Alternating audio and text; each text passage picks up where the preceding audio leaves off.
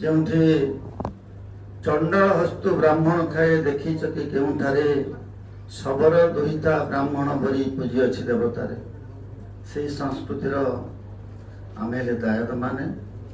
ଷୋଳପତି ମହାପ୍ରଭୁଙ୍କ ପାଖରେ ଆପଣମାନଙ୍କର ବିଶ୍ୱର ଭାରତବର୍ଷର ଜଟଣୀ ନିର୍ବାଚନ ମଣ୍ଡଳୀର କଲ୍ୟାଣ କାମନା କରି ଏ ସୁଧର୍ମ ସଭାରେ ଉପସ୍ଥିତ ଥିବା ସମସ୍ତ ସାରସ୍ୱତ ସାଧକମାନଙ୍କର ଆଶୀର୍ବାଦ କାମନା କରି ମୁଁ ବକ୍ତା ହିସାବରେ ଆସିନାହିଁ, ଶ୍ରୋତା ହିସାବରେ ଶୁଣିବା ପାଇଁ ଏ ସାରସ୍ୱତ ସାଧକମାନଙ୍କର ସାଧନାର କିୟଦଂଶ ତାକୁ ଗ୍ରହଣ କରିବା ପାଇଁ ଆସିଛି।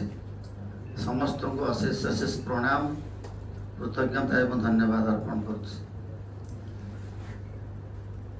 ମଞ୍ଚରେ ଉପସ୍ଥିତ ଅଛନ୍ତି